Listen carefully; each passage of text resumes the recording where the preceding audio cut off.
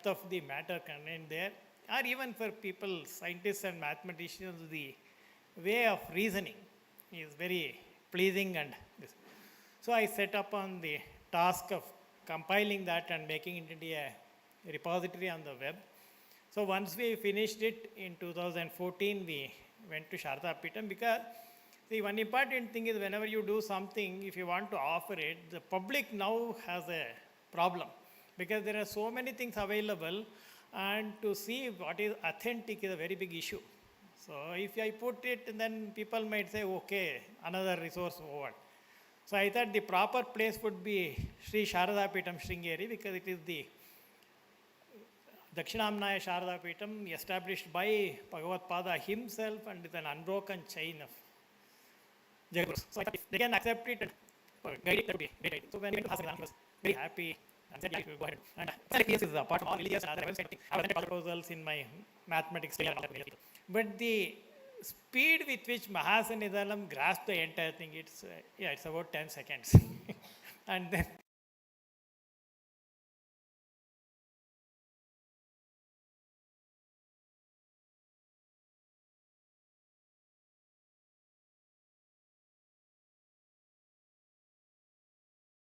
set a goal. ನೀವು ಏನು ಮಾಡ್ತಿದ್ದೀರಿ ಗೊತ್ತು ಅಂತ. ಬಟ್ ಅವ್ರು ಏನು ಮಾಡ್ತಿದ್ದೀರಿ ಗೊತ್ತು ಅಂತ ಹೇಳಿದ್ದು ಇನ್ನೂ ಅಚೀವ್ ಆಗಿಲ್ಲ. But that's the range, the vision they have. He accepted it and allowed us. And I said, we will put it on the Sringeri website, and then continuing it is Sringeri's responsibility. The Jagadguru said yes. And even today, the people involved in the Advaita Sharada project are Vidwans of the Sri Sharada Peetham.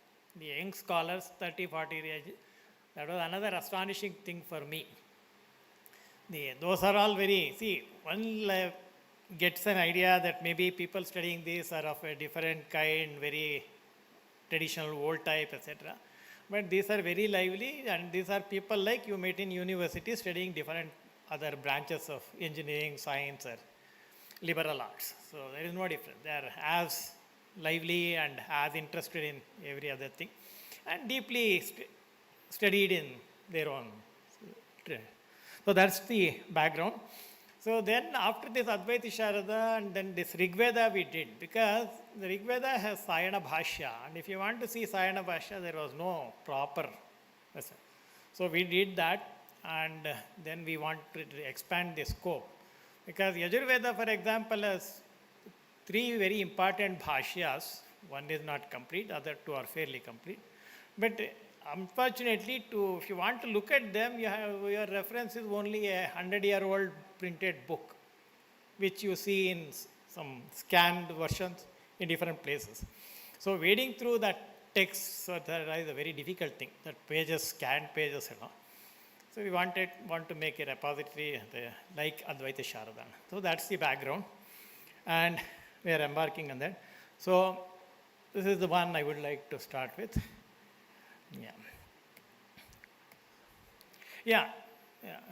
ಇದು ಭಾಷೆ ಪರವಾಗಿಲ್ವಾ? ಎಲ್ಲರೂ English follow ಮಾಡ್ತಾರಲ್ಲ, Kannada is also fine with me. The source text of Sanatana Dharma. So the project we are embarking now is called Sanatana Sampatti, the rich tradition which we have, Sanatana Sampatti, and that we want to, the foundation pillars of Sanatana Sampatti, we want to make it available in this. And so it was toward that. And this text of Sanatana Dharma, so what goes under the name of Sanatana Dharma, and the basic foundational pillars, that. So it has a vast corpus of lakhs of texts that have been produced over thousands of years. The exact number of works can be referenced in Sanatana Dharma is very difficult to determine, as it includes a wide variety of texts. And more important thing is, this knowledge base is alive in the sense that a vast population still needs to refer to it in their various parts of their day-to-day activities. It's not removed from our daily life. It's not like Homer's Iliad. You study only if you are interested in that, and then you may not get much out of it. Sanatana Dharma texts are not like that. For example, the Upakarma is coming, and now everybody is keen on knowing what is it, how do they determine the date. So it's part of our daily life. Now if you want to see, you have to really struggle a lot. So this is the one we want to Correct. So, the eras in Sanskrit literature can be roughly classified like this. This is from Vaidika Sahitya Charitre, a very valuable book authored by N.S. Anantarangachar. This one. So, the Shruti Yuga, that is 6,500 years ago, that is 4,500 BC. That is, by that time, Vedas were known to exist. So, all conservative estimates also point to the existence of Vedas before. The last 7,000 years, it has been there. That's established from various records. So that preceding era is called the Shruti Yuga. And then that's followed by Smriti Yuga, another 4,000 years of Smriti Yuga, which essentially covers the Vedangas and other Shastra Sahitya. They followed by Kavya Yuga from 500 BC to 800, etc. Vyakhyana Yuga will go into deep, and then the Navina Kala. The Shruti Yuga is the Vedas, and Veda definition is also very difficult. So its word is used in various contexts. So what do you mean by saying this is from the Vedas? It is difficult to determine. So even Sayanacharya in his commentary says, Ishtaprapti Anishta Pariharayoho Alaukikam Upayam Yo Grantaha Vedayati Savedaha. The Alaukika Upayam for getting what we want and avoiding what is harmful to us, Anishta Pariharayo.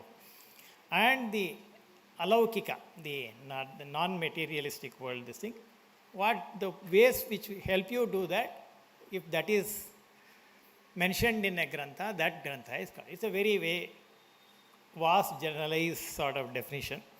And then they say it from. It's like describing an elephant by touching it various parts. So it's not.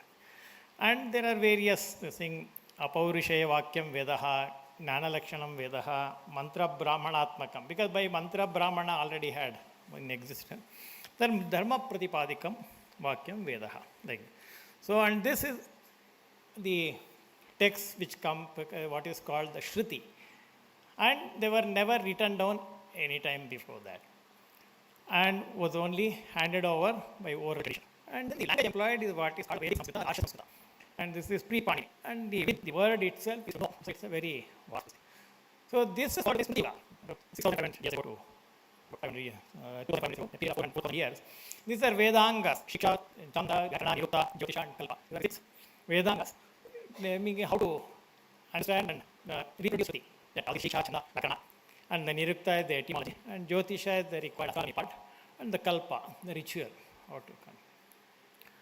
And then the darshanas, Shad darshanas are also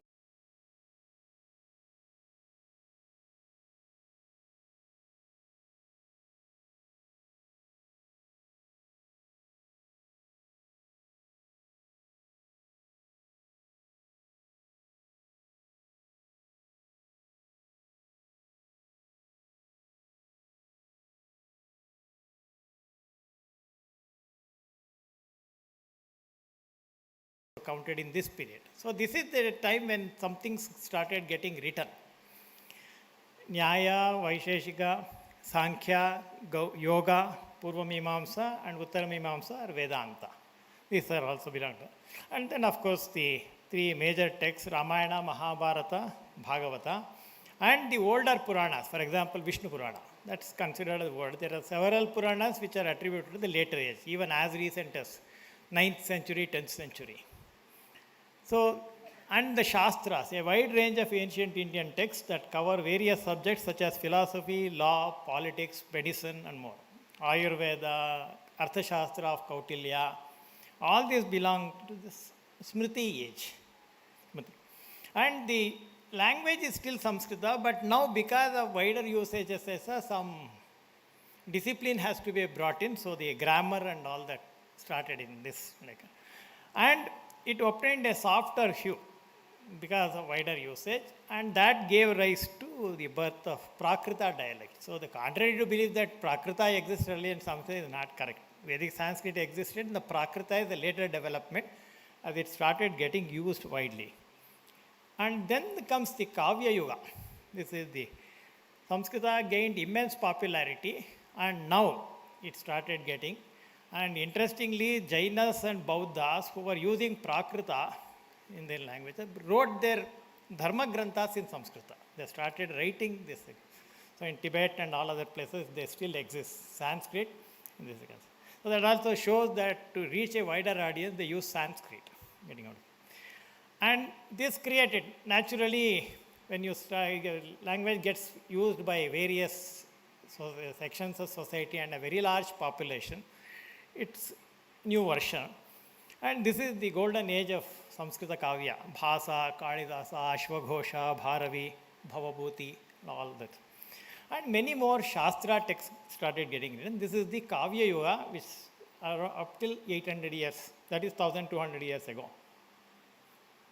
Then comes the Vyakhyana Yuga, 800 years. So this also coincides with the avatara of Sri Shankara Bhagavatpada and Kumarila Bhatta, the Vedanta and Purva Mimamsa. This is when the interpretation, because now the text had reached very wide audience, lot of people were using it. Naturally, some corruption and confusion started coming in. So now earlier there was only one book, two books, are there, people were easy to find, but now there are huge number of texts. So how do you find the authenticity, as I mentioned earlier? So this is when the Shankara Bhagavatpada Charya's avatara, the task he accomplished is that a huge number of texts which seemingly contradicted each other and all that. So people were confused as to what is the purport of all this thing. If you read this Upanishad, it looks like you get some idea and some conclusion. Then you read Bhagavad Gita, then you think it seems to be saying something different, something common, etc. This is when he showed that, first he said there are three important paths: the Shrutis Prasthana, Smriti Prasthana and the Nyaya Prasthana, and identified principal texts.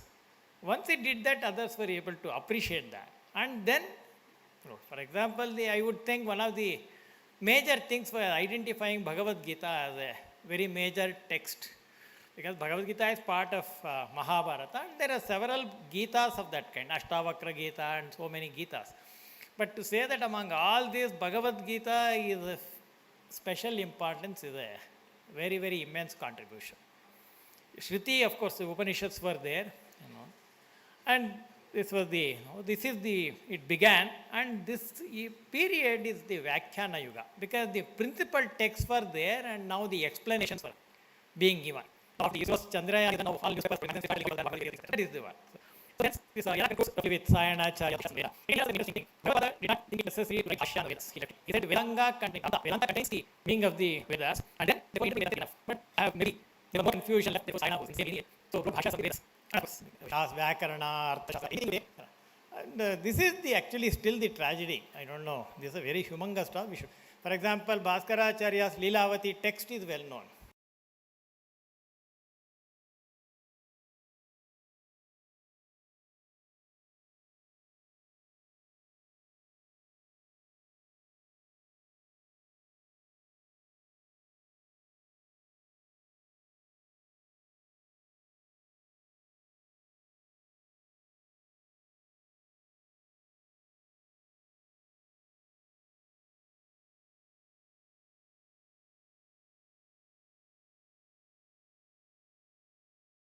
But what is not well known are that it has many commentaries. About 39 commentaries are there, published and known. But we don't know that. So these are things which we would like to correct. So this is the Vyakhyana Yuga. And another thing about now that more and more people were using it, many existing local languages came to the fore and they started growing independently. All these local languages. They were there, but they started getting it there.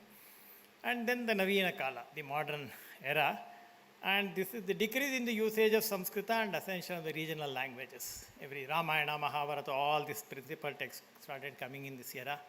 And towards the end of this period, in the last 200 years, the entry of English, especially with respect to that.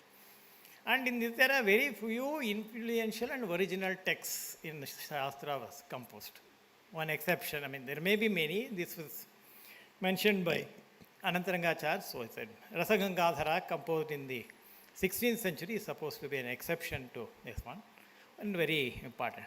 So this is the heritage we have, extremely vast and very useful, and covers all areas of human endeavor.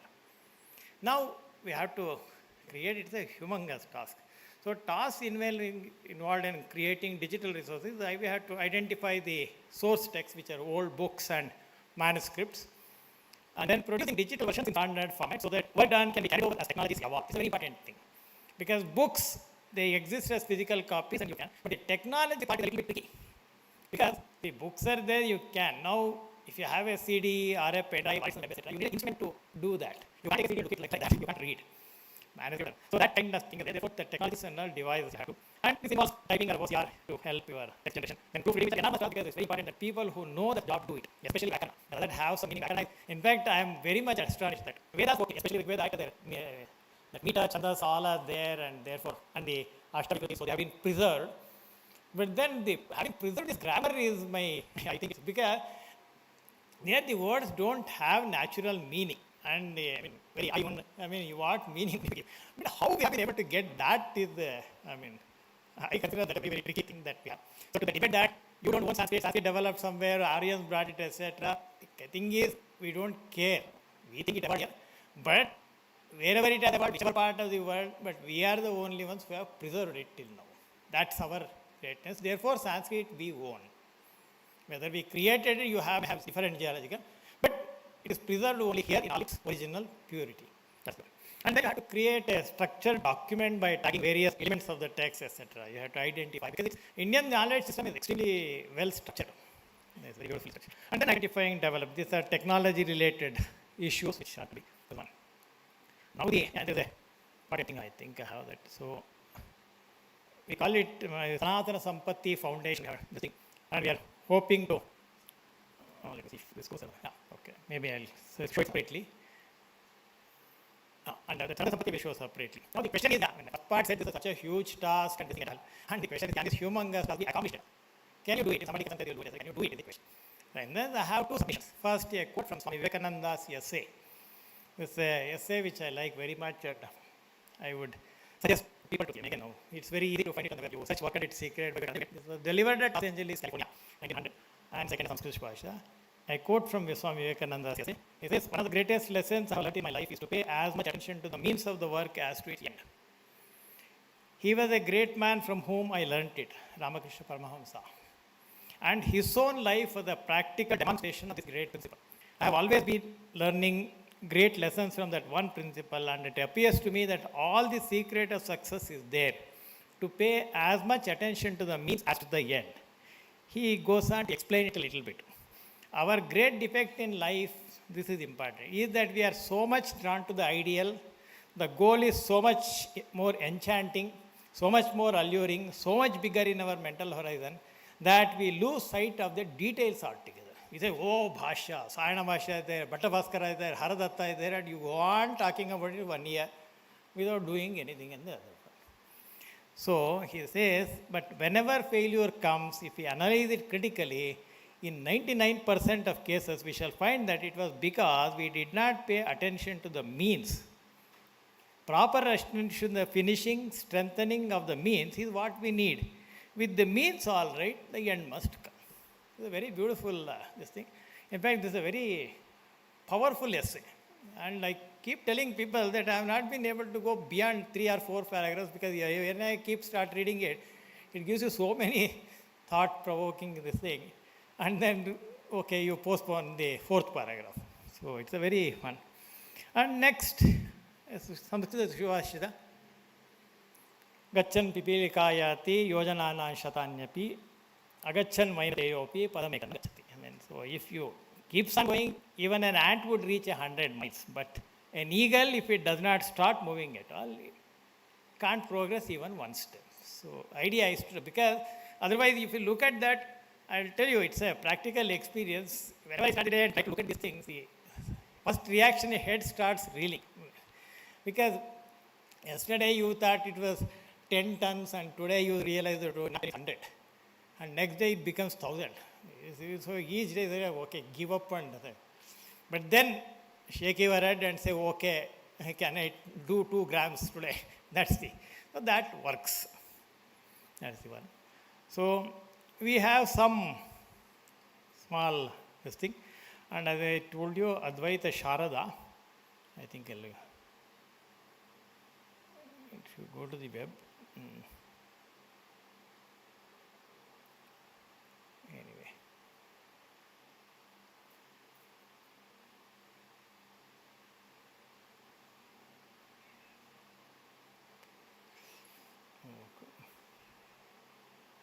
Yeah, this is the Advaita Sharada thing.